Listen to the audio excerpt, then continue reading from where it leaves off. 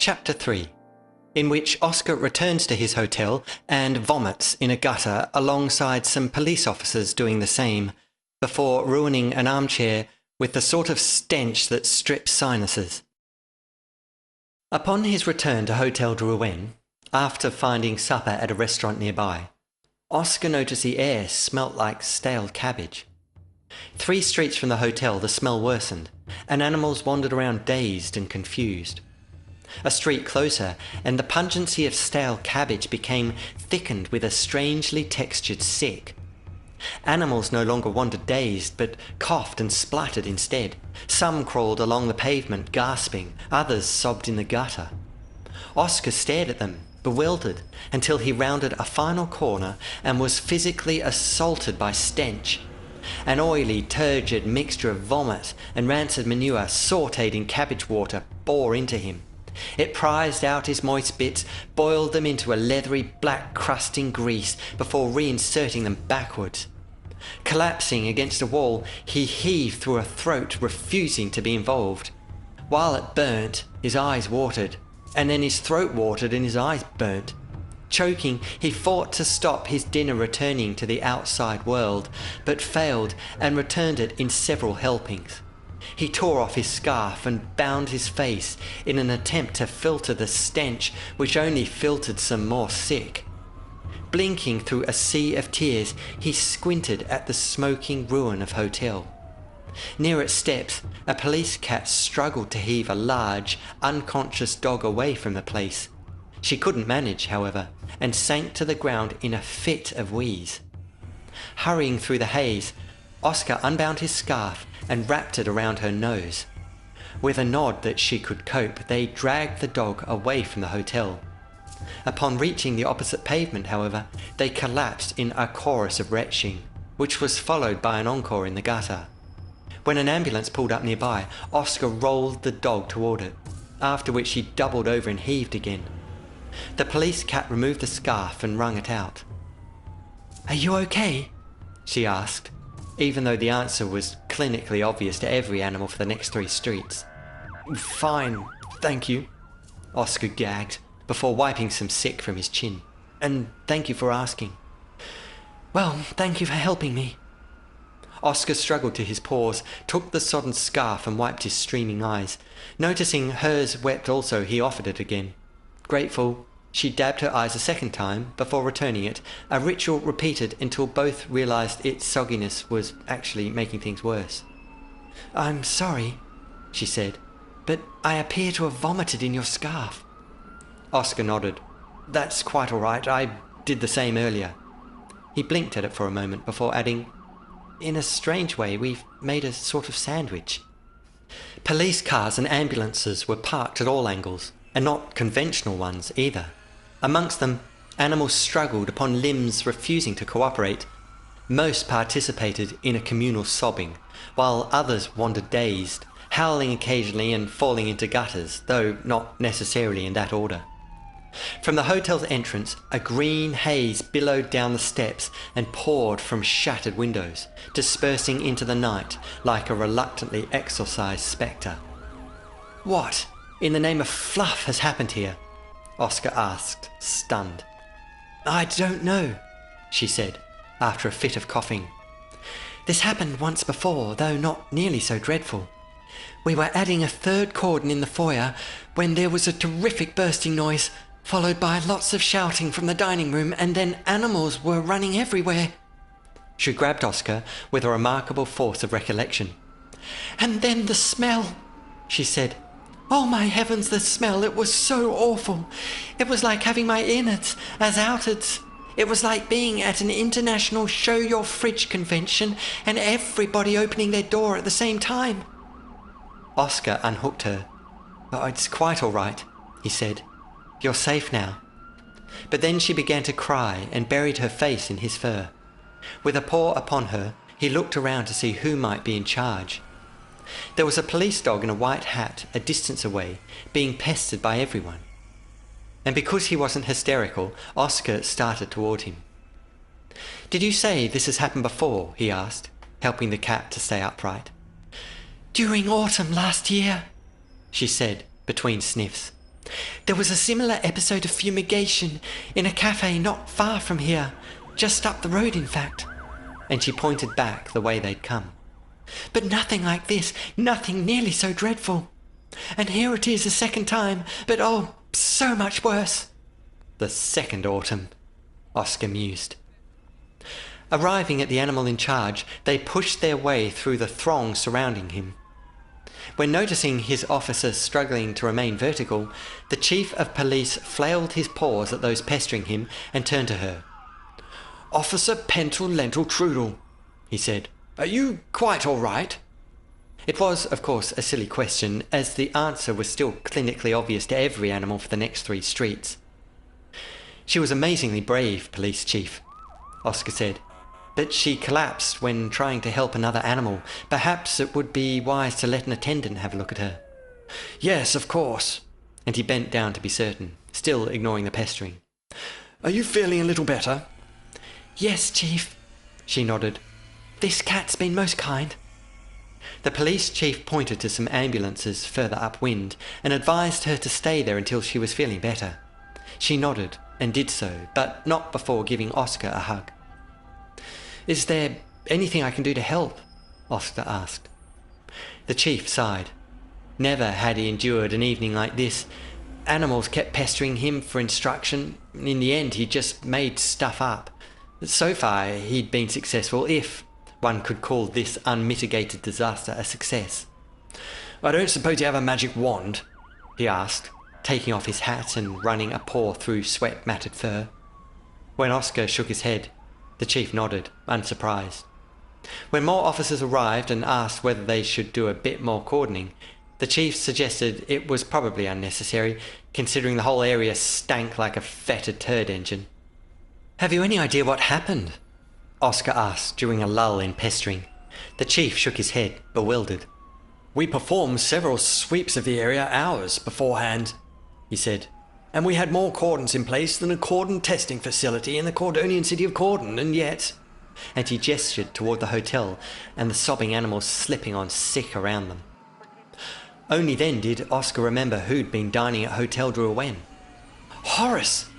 And turning to the chief, he asked, "The council, where are they? Was any animal hurt?" "Hurt? Only their pride, no doubt. No, they ensured they were the first to be whisked away. They didn't let any animal receive attention before themselves." "Where would they have been taken?" "Home, in all likelihood. They don't like hospitals very much, probably because they're so old they're about to need them. They don't care for anything except their own well-being." Oscar frowned. "I thought the council did a wonderful job looking after Ruen's exclusiveness." "I think you'll mean their exclusiveness." But the chief was then inundated by a further torrent of requests. Glancing at the devastated hotel, Oscar worried how Horace fared within such a rancid sarcophagus. Retrieving the doctor's card, he sought the animal's address and bounded from the bedlam to find a means of getting him there. It was nearing 11 when the taxi dropped Oscar off outside Horace's house. Cypress trees stood black and tall between walls overgrown with creepers, and the air was heavy with cold and salt and closed flowers. Uncomfortable at disturbing any animal at such an hour, Oscar pulled at a bell beside the front door. Above him, light from a window pierced the night, and a thudding arose within as an animal descended stairs. A click, a latch shifted, and the door opened to reveal Horace in posh night attire. Understandably, he was surprised to see the little cat upon his doorstep. "I am sorry to disturb you, Horace," Oscar said, "but I wanted to see how you were." The dog blinked sleepily and rubbed one eye, before adjusting his monocle over the other.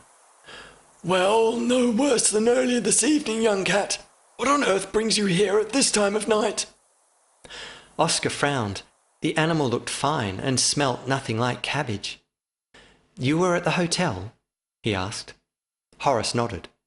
"And yet you are fine?" Then it was Horace's turn to frown.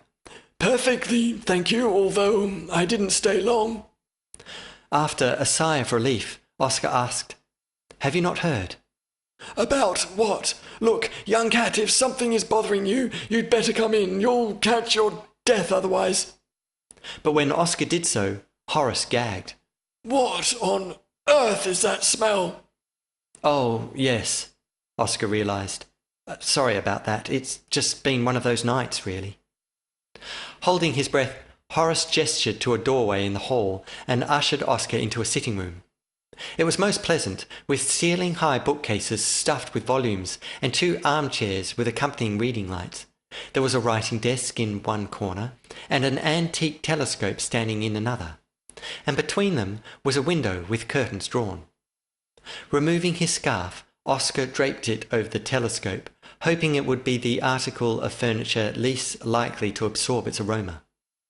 When Horace then gestured to an armchair, Oscar sat, then regretted it, convinced his stink would infuse the chair for years to come. After Horace had opened the window and chosen a chair as far from him as possible, Oscar recounted the evening's events. While he did so, the dog sank into his chair. On completion of his tale, Horace seemed a crumpled, lost shadow of his prior self. "I don't believe it," he whispered. There was a creak upstairs, followed by a squeak of door, and then a soft pad of paws down the stairs in the hall. "Hory," a voice called. "Is everything quite all right?" Horace recovered a little and stood when another animal entered the room. Oscar did the same and was introduced to the doctor's wife, Bremble. She was pleasant and round and appeared not to mind the stench of wet sick Oscar had soaked her sitting room with. Indeed, she beamed. "Well," she said, turning to her husband, "we haven't had visitors at this house since you were practising." Horace remained distracted and humphed. She asked Oscar whether he was hungry, and if not, would he like a nice mug of hot Fin? Please," said Oscar, "I don't want to trouble you." "Oh, don't be silly," Bremble quashed, delighted for opportunity to fuss. Horace sank back into his chair and stared at the floor while his wife busied herself with hospitality. She said, "When we were first married, and Hory was practising, we would barely get one night without disturbance. Animals calling by with ailments, or us having to attend some poor soul's plight." She bustled from the room toward a kitchen, and Oscar followed reluctantly, wishing to keep an eye on Horace. "Admittedly, most were ailments of the old and infirm," she continued, "though occasionally we had litters to attend. That was most exciting. I was his nurse, you see, and for years it seemed we did as much at night as we did during day." She paused to watch hot Fin warm upon a stove. "I miss it terribly, though, and Hory's been a different animal since his practice was taken from him." Oscar relinquished his attentions on her husband and joined her. "But he enjoys his work with the council?" he asked. Bremble looked at him. "He did, once. It offered him some sense of giving, but not for a long time now. I think he merely tolerates it these days. Perhaps as something to keep him occupied. Are you a member of the council also?" Oscar almost laughed. "Goodness me, no." She stirred the hot Fin thoughtfully. "No, I didn't think so. You're far too young." "Yes, they certainly seem to be in their latter years of life." Bremble found some mugs and began to distill the hot beverage, saying, "I think that's where the problem lies, really." The mugs upon a tray, Oscar offered to take it, and she obliged with a smile. Returning to the sitting room, both animals looked at the despondent dog brooding in his chair. "That's why he left dinner early this evening, actually," Bremble said. "He came home furious with his colleague's inflexibility. I think Hory's had a gutful of the whole council charade." They spoke quietly while Horace rose and paced before he left the room to make some phone calls. Oscar took his drink and sipped before asking, "I understand he had an accident that forced him to stop practising." Bremble put her mug down and checked the doorway to make certain her husband was elsewhere. "There was an accident many years ago," she said. "A really quite bizarre one, actually. A trauma patient who'd been brought into the hospital inadvertently stabbed Hory in the eye with a sharpened tube of worming ointment. How dreadful, isn't it? But more than that, it's such a loss for Ruen. Never has there been a more caring doctor. The very reason I married him, in fact. I know he has tried to give the same care through his work as a counsellor, but I feel that it's been an uphill battle and frustrates him most dreadfully. She glanced at the doorway again. It was the Pajami who eventually persuaded him to join the council, because she has, after all, known him her entire life. But up until the accident, he'd been far too busy with his medicine to heed her call. She sipped her hot fin. I've met the Pajami only once, during one of many lavish balls upon her luxury yacht, and I didn't take to her at all. Nevertheless, her timing was most auspicious, because Hori struggled to come to terms with relinquishing medicine, and her recommending him to the council gave him some sense of direction. Sighing, she pondered her mug for a moment. Even so, the council could never be a substitute for his lost passion, and he certainly seemed gloomier these past several months. I suspect he's had things on his mind that he hasn't mentioned to me. Are you a friend of his? Well, I'd like to think so, although I only met him recently. I'm not from Ruen, you see. She nodded. Yes, I gathered that. There aren't many young animals left in Ruen now, I'm afraid. She smiled. Forgive me, I don't mean to babble so, but it's rather nice to have a young animal in company. Her smile faded. Rather like old times, really. He raised his paw to dismiss her apology, before offering one of his own for visiting at such an hour. She looked away and said, So, Hori was right after all. Before he could ask what she meant, her husband returned. Falling into a chair, he looked as though he hadn't slept for days. The entire council, he whispered. What? Dead? Cried Bremble. Horace shook his head. No, my dear, not dead. Quite alive, all of them, fortunately. He stared at Oscar then. But they may never have whiskers again. There was silence from all three, before Oscar said, I think I saw the animal responsible for this. They looked at him in surprise. It was the same animal responsible for the writing on the wall outside the hotel on the morning I first met you.